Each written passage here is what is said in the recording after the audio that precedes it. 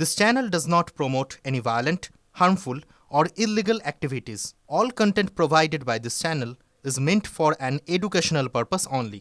সাত সকালে কলকাতায় ভয়াবহ বাস দুর্ঘটনা। তপসিয়ায় উল্টে গেল সরকারি যাত্রী বোঝাই বাস। জখম 16 জন যাত্রী। আহতদের চিত্তরঞ্জন হাসপাতালে ভর্তি করা হয়েছে। দুর্ঘটনার কবলে হাওড়া বারুইপুরগামী সরকারি বাসের চাকা ফেটে গিয়ে তপসিয়া মোড়ের কাছে বাসটি উল্টে যায়। পিছনের জানলার কাঁচ ভেঙে যাত্রীদের উদ্ধার করে আনা হয়। একটি বাইককে এড়াতে গিয়ে চাকা ফেটে দুর্ঘটনা বলেই জানিয়েছেন প্রত্যক্ষদর্শীরা।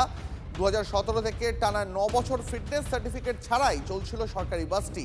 ছিল না কোনো পলিউশন সার্টিফিকেটও। প্রশ্ন হচ্ছে কিভাবে এতদিন ধরে পুলিশ প্রশাসনের নজর এড়িয়ে রাস্তায় চলছিল এই সরকারি বাসটি। সরকারি গণপরিবহনে যাত্রী সুরক্ষা নিয়েই এখন বড়সড় প্রশ্ন উঠে গেল।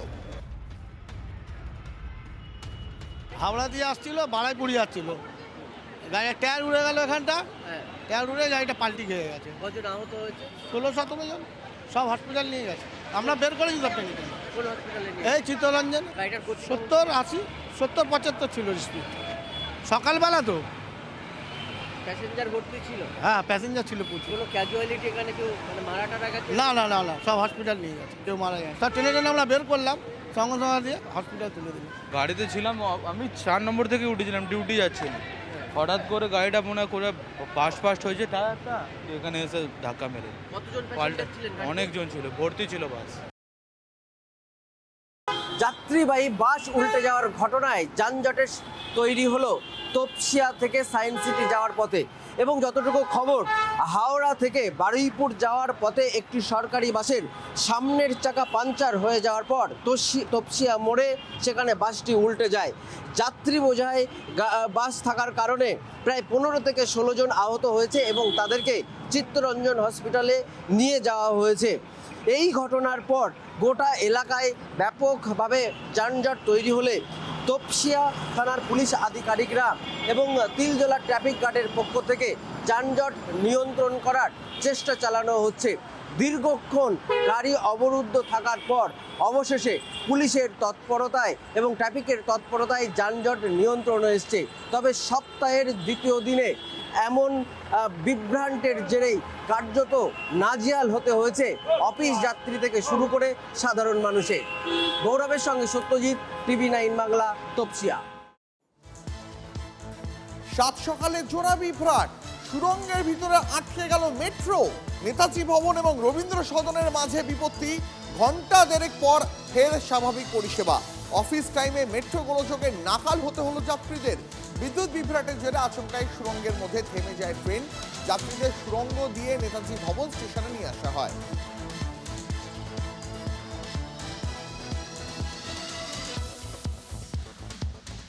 এই মুহূর্তে পাশাপাশি দুটো ছবি দেখাচ্ছি আপনাদের। শহর কলকাতায় জোড়া বিভ্রাট। একদিকে তপসিয়ায় উল্টে গেল বাস, অন্যদিকে অফিস টাইমে আটকে গেল মেট্রো।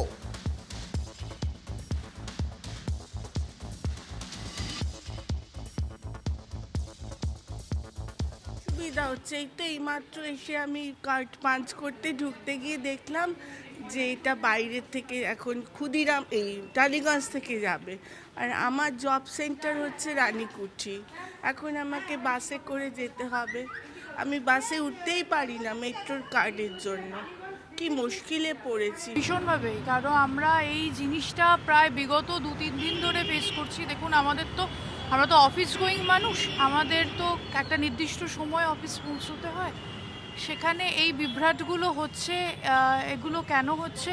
এগুলো তো আমাদের নিত্যদিনের যাত্রীদের জন্য বড্ড সমস্যা। সকাল সকাল ফের মেট্রো বিভ্রাট।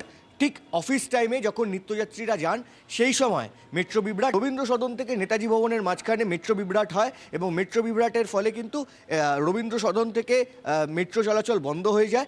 অফিস টাইমে যে সমস্ত যাত্রীরা, যারা নিত্যযাত্রী, তারা তাদের গন্তব্যস্থলে পৌঁছানোর জন্য বাড়ি থেকে বেরিয়েছিলেন, তারা এই মেট্রো বিভ্রাটের জন্য তারা ফিরে যেতে বাধ্য হলেন। এবং বারংবার দেখা যাচ্ছে যে অফিস টাইমে যে কোনো কাজের মুহূর্তে এরকম মেট্রো বিভ্রাট। মেট্রো যাত্রা যেন একটা কষ্টের যাত্রা হয়ে দাঁড়াচ্ছে এই শহরের নাগরিকদের কাছে। ক্যামেরায় সুমিতের সঙ্গে কৌস্তব গঙ্গোপাধ্যায়, TV9 বাংলা, কলকাতা।